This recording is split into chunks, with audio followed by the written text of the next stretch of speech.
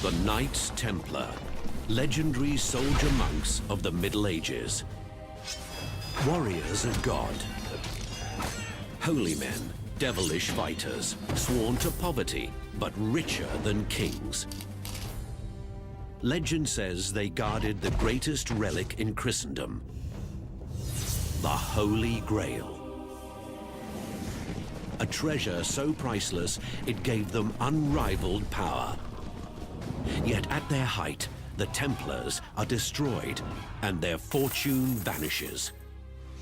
Who were the Knights Templar? And can the true secret of their power be revealed today?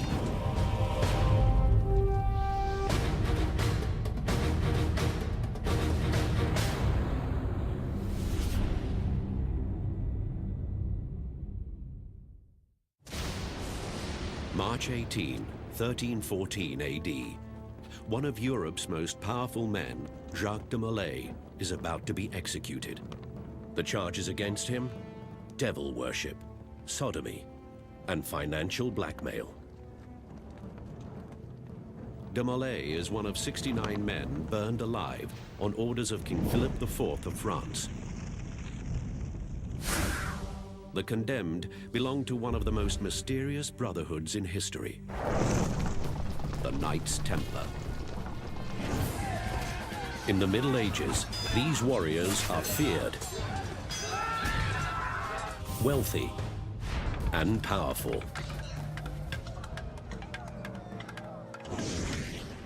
But in 1307, that reign comes to an end.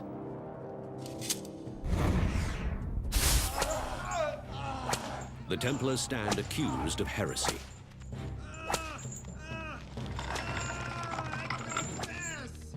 Under intense interrogation, they crack and confess.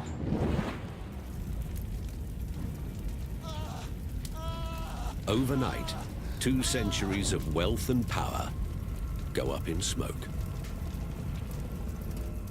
The Knights Templar vanish from history, but leave behind a beguiling mystery. The Templars call themselves the Poor Knights of Christ, yet become one of the richest organizations in Europe. It's said the source of their wealth is an ancient relic discovered beneath the ruins of the old Jewish temple in Jerusalem. And its fate remains a riddle. To discover the Templars' secret, we must retrace their footsteps, back to the beginning, back to the clash of civilizations called the Crusades. 1096 AD, an army of European knights marches thousands of miles to the region they call the Holy Land. Muslim states dominate the Middle East and a region that stretches from Persia to Spain. Pope Urban II calls for a holy war to liberate Christianity's most sacred city, Jerusalem.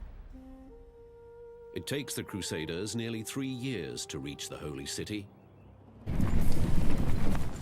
Along the way, battle, disease, and starvation take their toll. Over 4,000 knights set out for Jerusalem. A little over 1,000 arrive.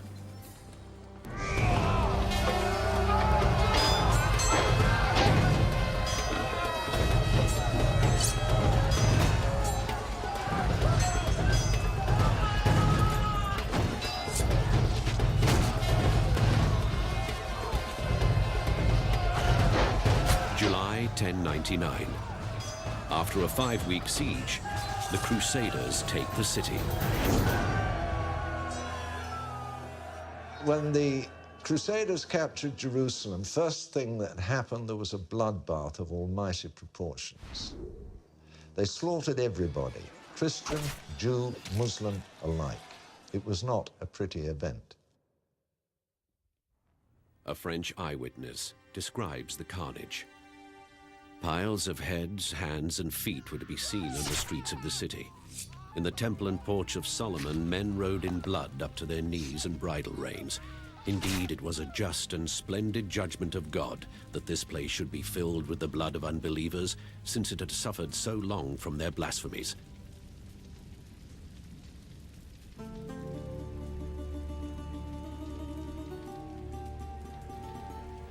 To rule the new kingdom of Jerusalem, the Crusaders choose from their own ranks. Crusader kings will fight battle after battle to hold this sacred ground. In 1118, they choose their third leader and name him King Baldwin II.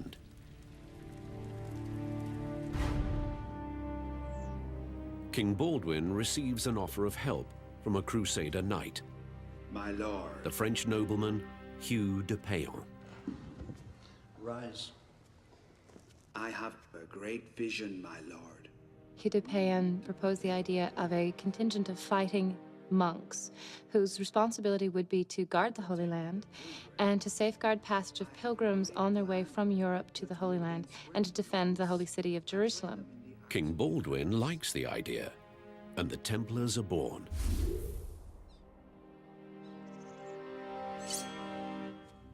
Thou art a knight of the Templar. Thou art a warrior of God. From a band of 9 knights, the Templars will swell into an army of thousands.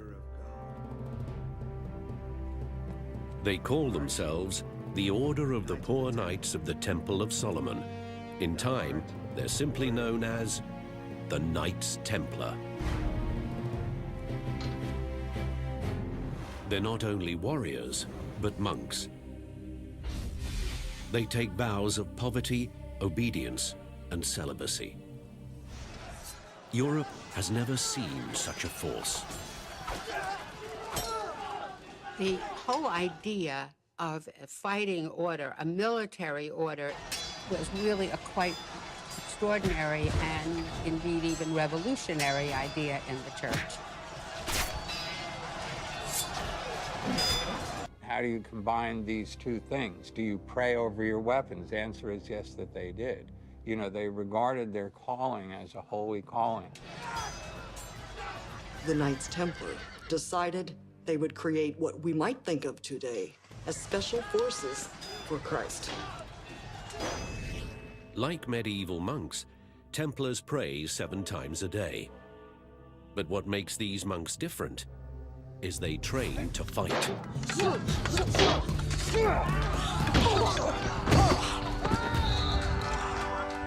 Your first defense is your sword. I guarantee you, you lose this, you will lose your life. When we cut, we keep going, we do not stop. Is everyone ready? Between those two military orders, you had an extremely efficient, highly disciplined, superbly equipped standing army. Small in number, but incredibly, they packed one hell of a punch. The Templars crush the Muslims at the siege of Ascalon in 1153, the Battle of Mortgizard in 1177,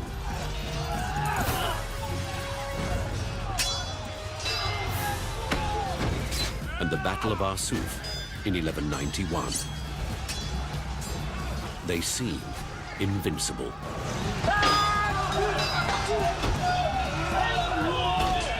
The Templars fight by strict rules. They are forbidden to retreat unless ordered to do so, and only when outnumbered by more than 3 to 1. The Templars really were different from other parts of the Crusader army. It was known that they wouldn't break ranks. It was known that they wouldn't run away, that they wouldn't desert. The Templars' Red Cross stands for martyrdom, death in battle is glorious. The key tactical maneuver is the squadron charge. A small group of knights attacks head-on a tightly packed wedge. Their goal? To break the enemy line and scatter the enemy to the right and left. The charge is reckless, terrifying, magnificent.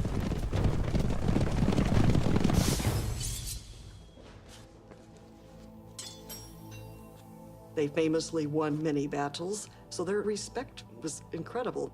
They had a mystique. They had an aura of power. Part of their mystique grows from their headquarters. King Baldwin gives the Knights one of Christendom's holiest places, the site of the ancient Jewish temple.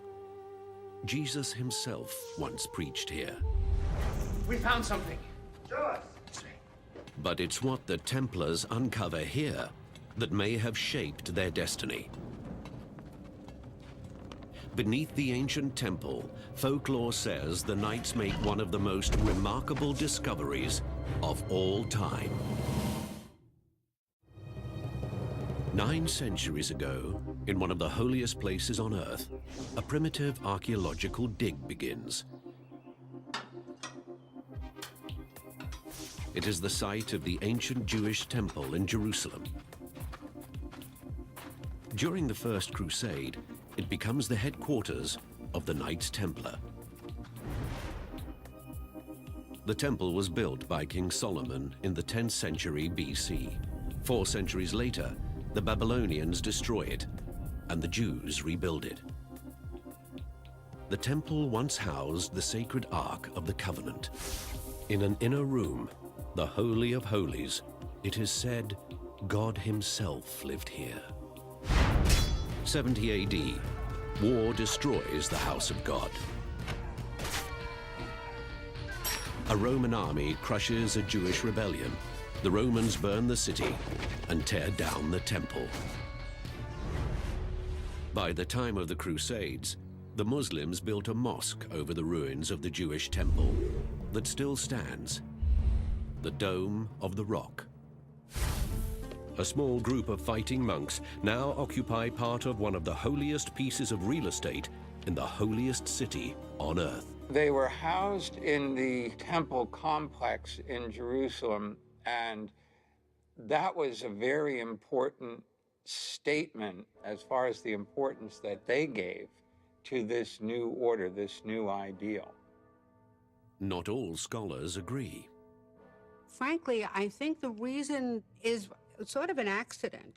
I don't think it was freighted with any kind of real meaning other than it was something available. Scholars also dispute the Templars' original mission: to safeguard pilgrims to the Holy Land. There have been some researchers who say they had nothing to do with assisting pilgrims. And the question remains, of course, what else were they doing? Maybe they were onto something. I spent 9 years tunneling through solid rock and then a series of radiating tunnels underneath.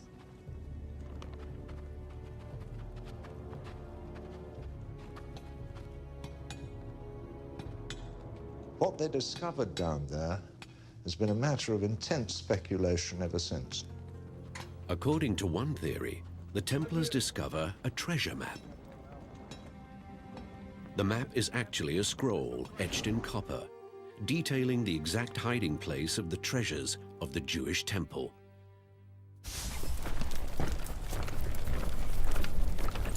'70 AD, as the Roman army conquers Jerusalem, Jewish rebels hide the treasures of the temple throughout the Holy Land. To recover them, they leave directions, etched in copper, to last forever. For centuries, the scroll's very existence is unknown. Then, in 1947, a Bedouin shepherd looking for a stray sheep makes an electrifying discovery. Ancient scrolls, nearly 2,000 years old, some of the oldest Jewish texts ever found. The Dead Sea Scrolls. When the Dead Sea Scrolls were discovered, amongst them was one called the Copper Scroll. And it listed a series of sites throughout what we would now call the Holy Land, where temple treasures had been buried for safekeeping prior to the Roman destruction of the temple. In the 1950s, a British archaeologist follows the clues etched on the Copper Scroll. He finds no Jewish treasure, but learns a previous expedition discovered something just as tantalizing. Clues that someone may have beaten him to it. Medieval spurs, fragments of swords, and a Templar cross, artifacts associated with the Knights Templar. We found something! Show us. Lead on. It was definitely found that the Knights Templar of the 12th century were there, but there's no evidence as to precisely what they were doing. Or what they found. Here. This is it. Here. Here. Legends say within the very ruins of the temple, the copper scroll led them to one of Christendom's most sought-after treasures, the Holy Grail.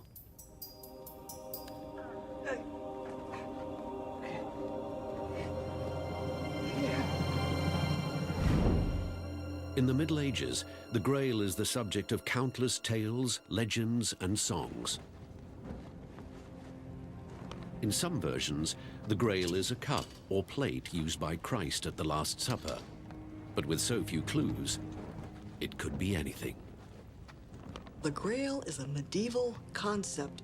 The Grail, in these stories, was many different forms.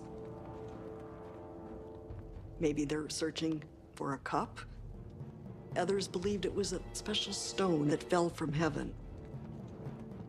Another story connects the Grail to the very death of Jesus, the Roman spear that pierced Christ's side. The other candidate for the treasure, if you will, that the Templars were supposedly tunneling for was the head of John the Baptist, which also presumably had been buried there.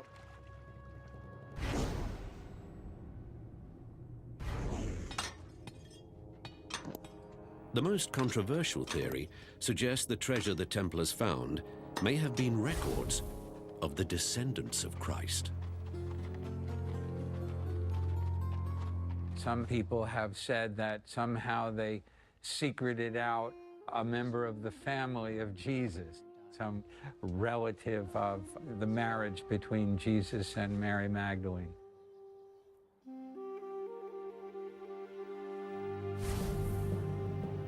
By this theory, the Latin words for Holy Grail, Sang Grael, are really a mistranslation of two different words, Sang Real, or royal blood. Under this theory, Jesus married and had children, and those offspring were the secret of the Grail. There are conspiracy theories, of course, everywhere, so often surrounding the Grail. And surrounding Jesus as well, the story that Jesus and Mary Magdalene were surely married.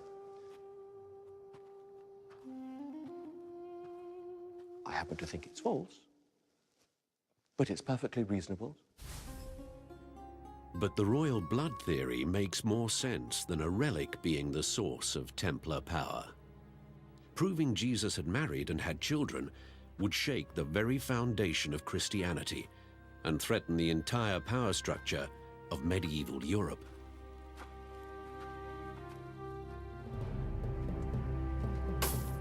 The Church would surely pay any price to suppress this information, or so the theory goes. No one knows what the Templars may have found, but there's little question about what happened next. Hugh de Payon, the head Templar, leaves the Holy Land to attend the Council of Troyes in France.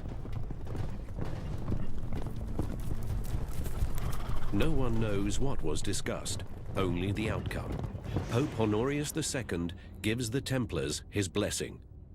His successor, Pope Innocent, gives them unprecedented power. The Templars now enjoy immunity from the laws, regulations, and taxes of every nation. The Templars become a force unto themselves.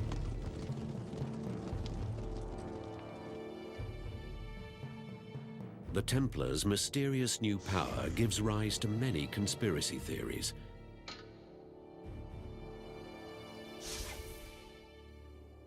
Books like the Da Vinci Code suggests the Templars blackmailed the Vatican, demanding special privileges in return for suppressing the bloodline of Jesus. But most scholars simply ascribe their sudden success to good connections.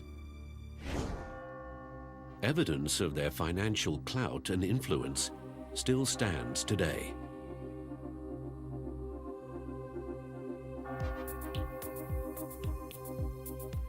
The Templars were openly involved in financing and constructing most of the major Gothic cathedrals of the 12th and 13th centuries. They almost certainly financed the entire building of Chartres Cathedral. Financially, it would have been the equivalent of the American moonshot back in the late 60s. One of the finest Templar churches stands in the heart of London. Called the London Temple, it displays the Templar seal, 2 men riding a single horse. Unlike most medieval churches, this one is round. Such a church was designed to recreate the sanctity of the Holy Sepulchre in Jerusalem, the destination of every pilgrim, the most sacred place on earth, and the Church of the Holy Sepulchre is round. This wasn't just a church, it was a treasury. The King of England came here to the London Temple and removed £50,000 sterling in 1307. It was like walking into Fort Knox and taking off with the gold. Huge resources were being managed and administered, apparently honestly and effectively, by the Templars. Throughout Europe, the cash-rich Templars begin to lend money to cash-strapped nobles.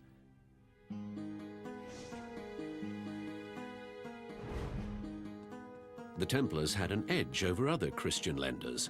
They could charge interest. In Europe in the Middle Ages, very few people were allowed to transact with money because it was supposedly a sin, simony and usury, to lend money at an interest. The Templars may have created the idea of the check and the line of credit. Pilgrims traveling to the Holy Land or other places would deposit money in a local Templar treasury. In return, a receipt showing the amount deposited. You would finally make it to your destination. You would then cash in what amounts to a medieval traveler's check concept. This was like an early letter of credit. Convenient, but costly. The Templars charged up to 10% for this service. The Templars vowed themselves to a life of poverty, but that didn't seem to affect their bottom line. How did the Templars reconcile their worldly riches with their beliefs? The individual knights took vows of poverty, so they themselves did not own property. They themselves were not wealthy, but the order was allowed to hold that money in order to conduct its own businesses. By the late 1200s, the Knights Templar are one of the richest and most powerful organizations in Europe. But envy and anger follow them, and a ruthless plot is set in motion.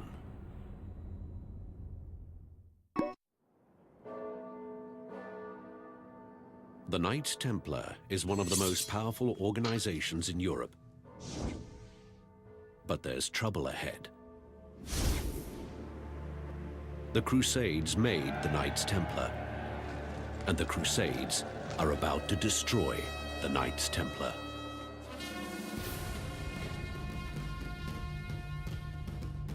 Muslim armies converge on the Holy Land.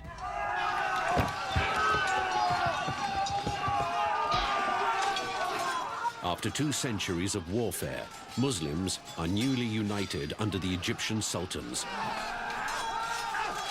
Support for the Crusades dwindles back in Europe.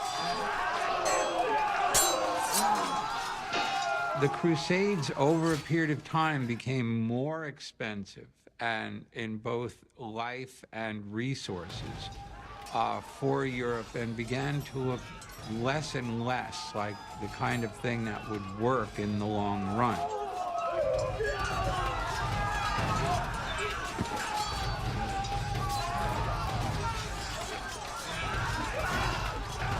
Muslims crushed the Crusaders at the battles of Jaffa, Al-Mansura, and the siege of Safed.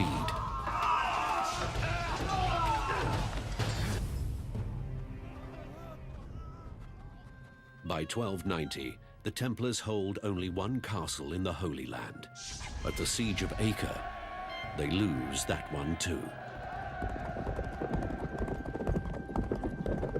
The Holy Land is again occupied by Muslims. The Templars retreat to the island of Cyprus. After the fall of Acre in 1291, you have a serious disillusionment with the idea of the Crusades, as the common populace saw the resources of Europe and the resources of the military going towards these holy wars that seemed to be futile. The role of the Templar seemed to be less tenable.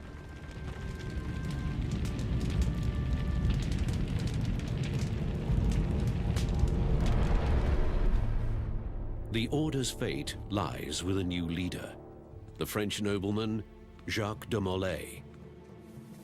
He lobbies for a new crusade launched from Cyprus, but to no avail. 1307, de Molay arrives at the Paris headquarters of the Knights Templar. He was asked to come to France by Pope Clement V in order to reassess their finances and in order to discuss their future endeavors. And it just happened that he showed up in France at a time when Philip IV, Philip the Fair, was experiencing a great deal of economic hardship. Philip is known as the Fair for his handsome looks, but he's accumulated huge debts. His wars with England have put France in hock. His biggest creditor is none other than the Knights Templar. Guy? Philip decides to wipe out his loans with one stroke. Yes, my lord. Arrest the Templars and seize their money. Bring them to the dungeons on the Louvre. The king concocted a group of charges and Make haste. accused the Templars of the most vile forms of heresy known to the medieval mind. Friday, the 13th of October, 1307. Some believe the modern superstition of Friday the 13th hails from this date. In just one day, Jacques de Molay and hundreds of French Templars are rounded up. Jacques de Molay, by the order of the king, you are under arrest. By what charge? Heresy.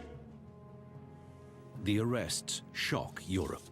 Today, it might be as though we all woke up one morning, turned on the television, and heard that every single executive of every bank or corporation had been suddenly rounded up at dawn. I mean, it was of that magnitude. The investigation of the accused begins in the usual way.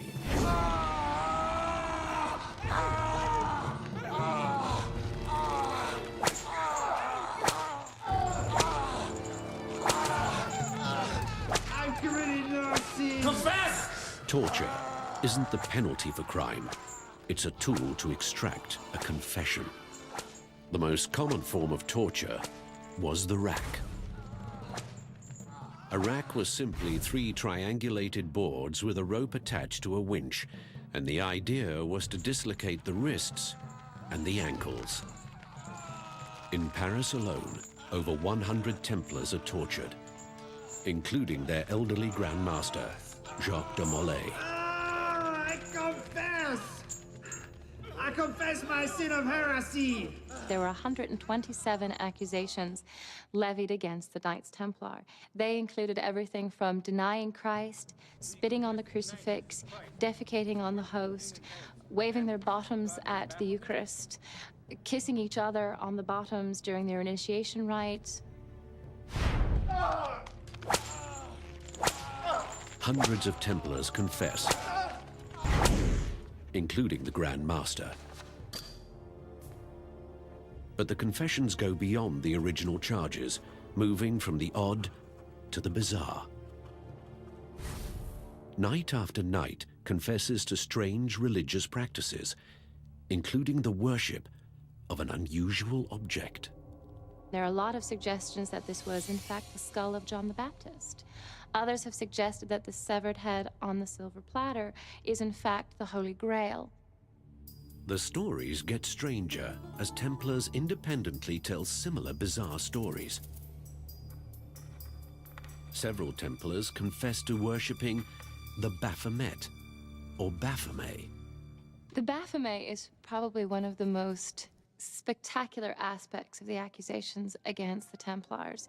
Some have suggested that this is a stone idol of the devil, which was one of the most sensational aspects of their trial, trying to link them in some way with demon worship.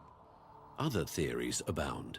There are some scholars who suggest that Baphomet is actually a mistranslation of Muhammad, that the Templars were actually combining a number of different religious traditions in their own practice.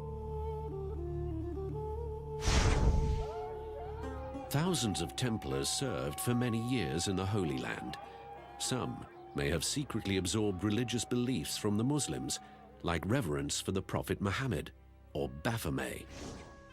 The strange term still mystifies historians. In the early 1980s, a scholar named Hugh Schoenfield made a startling claim. Baphomet is a coded message. Dr. Hugh Schoenfield is a famous Dead Sea scholar, has worked on this issue about the word Baphomet with using the Atbash cipher from biblical studies. The Atbash cipher was an ancient Hebrew encoding technique in use since at least 500 BCE. When the Atbash cipher is applied to Baphomet, a new word emerges.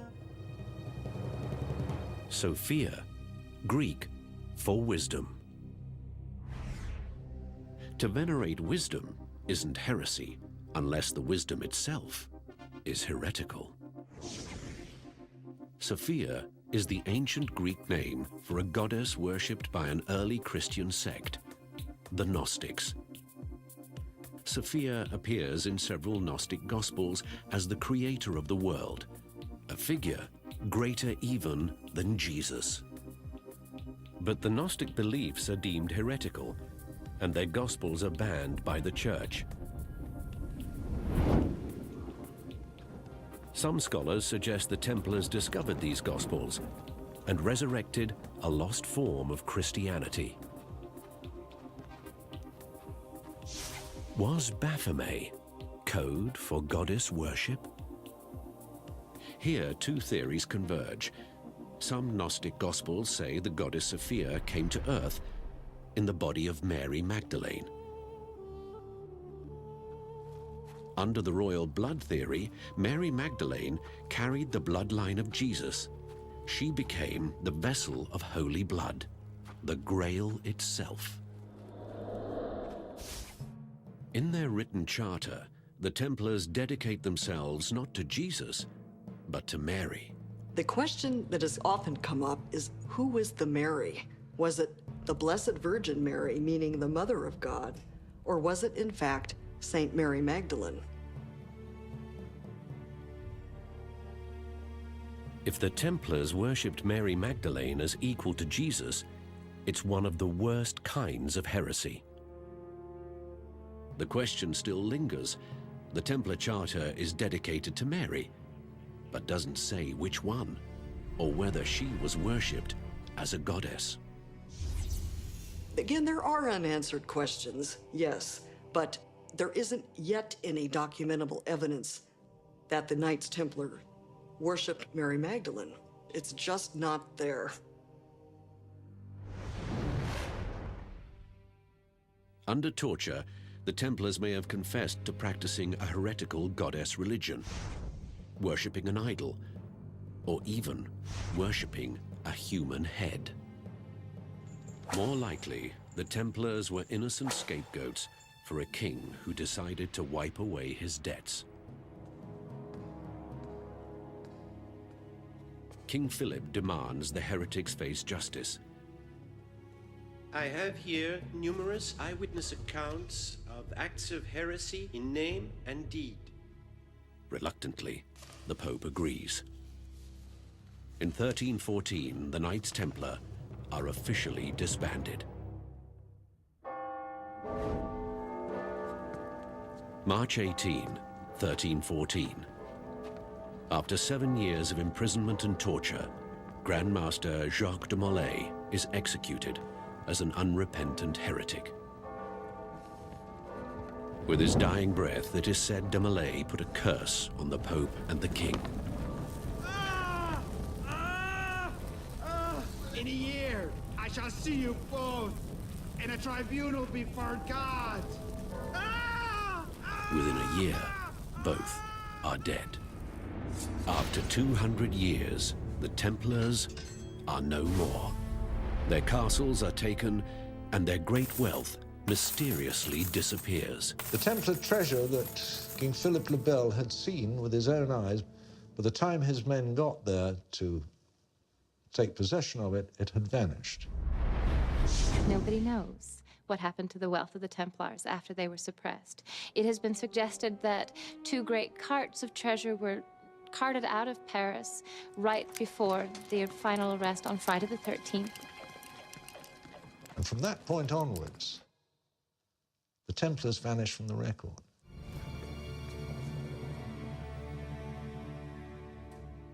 We know that the Templars survived, or at least that some Templars survived. They had adequate warning every place but France. And even in France, we know that some Templars escaped. One theory claims a few Templars slipped out of Paris with their treasure. To this day, its whereabouts remain unknown, but a clue survives.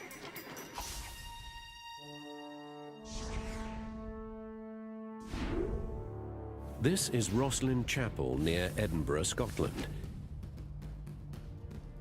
In the thriller The Da Vinci Code, the chapel appears as one of the key clues to the hiding place of the Holy Grail. A medieval church and a lost treasure may be linked by one man. Rosslyn Chapel, this magnificent building, was built in 1446 by William Sinclair. Sir William Sinclair is an enigmatic figure. Though he built the chapel almost 150 years after the Templars were officially disbanded, it has a tremendous amount of Templar symbolism.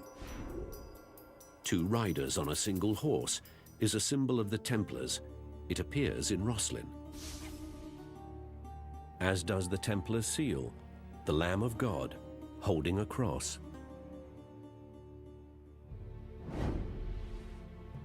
Throughout the chapel, mysterious engravings, symbols, signs, faces. Encoded very cleverly within its artwork are little triggers that say, look closer, there are hidden messages here. The predominant floor plan for medieval churches was the shape of the cross, but Rosslyn's design appears to be modeled after another famous structure.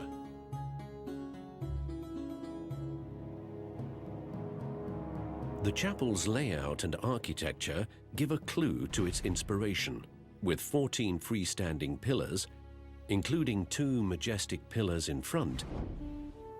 It resembles the ancient Jewish temple described in the Bible. William Sinclair apparently built his chapel to match the original Jerusalem temple. The ruins of this ancient structure was the site of the first headquarters of the Knights Templar. In Herod's temple itself, there were 3 floors beneath the temple floor. If this nave of the choir is Herod's temple, then you have to take that little bit of a leap and say there are 3 floors beneath here. There is no evidence for that. There's been no proof of it, no record of it. But if you can believe the story so far, then it's not too difficult to go that extra step. More evidence links the chapel to the Templars. Some have theorized that there may be sealed chambers or vaults below Rosslyn Chapel. They may hold one of the world's greatest mysteries, the Templar treasure, the Holy Grail, or perhaps nothing at all. The secret has been speculated on, anything from the mummified head of Christ to the Ark of the Covenant to possibly scrolls from the Temple of Jerusalem, but no concrete archival evidence yet has emerged to prove anything like that. and they have yet to be fully excavated. But exploratory excavation has been ruled out for fear the old chapel would collapse. The vaults may simply be tombs, or they may be a treasure trove.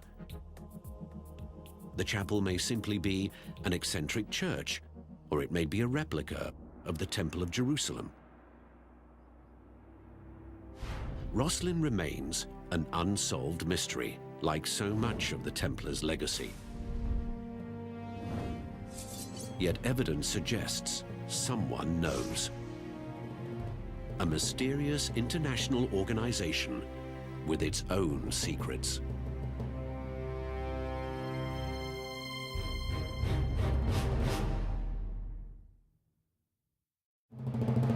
Some claim the fabulous treasure of the Knights Templar is just waiting to be dug up. Skeptics say the fortune doesn't exist. Others say the treasure is closely guarded by modern Templars. The Knight Templars have always existed. I think probably you'll find that they never actually ceased to exist. They just went underground. Some believe they flourished for centuries in a brotherhood as powerful as it is secret.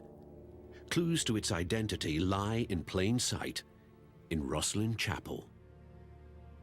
In the Lady Chapel behind me, we have carvings which are at the bottom of the niches of the statue holders.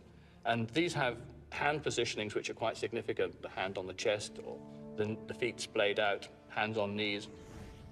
All signs of the Freemasons, one of the largest and oldest fraternal organizations in the world. 14 American presidents have been Freemasons. Many of the founding fathers, including George Washington, were Freemasons. The Freemasons keep their rituals secret, but over the years, illustrations and descriptions have leaked out. They show an uncanny resemblance to the Knights Templar. Nowhere is that connection more clear than on the walls of Rosslyn Chapel. A figure wearing the distinctive cross of a Templar holds a rope tied around the neck of a blindfolded man. Nearly identical to the Freemasons' initiation ritual. Other similarities abound. A Freemason ritual describes the excavation of the ancient Jewish temple, the first headquarters of the Knights Templar. The Templars and Masons are even linked by blood.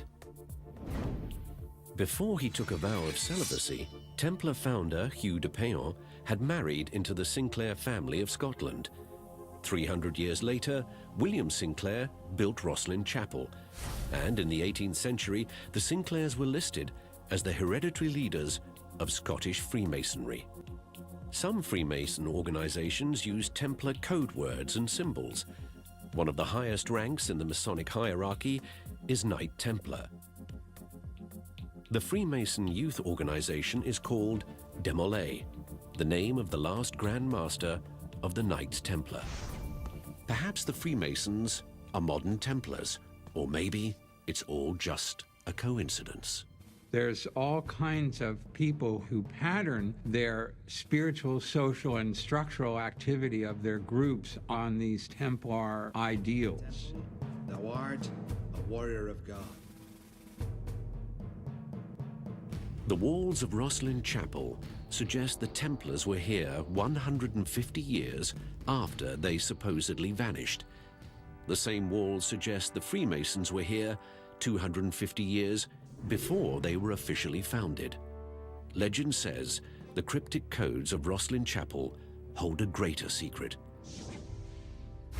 The key to the Templars' rumored treasure, the Holy Grail. Rosslyn, I think, is an enigma. I think Rosslyn was probably designed to be an enigma. No one has cracked the code of Rosslyn. No one has found hidden treasure. And no one can prove the Templars were ever here.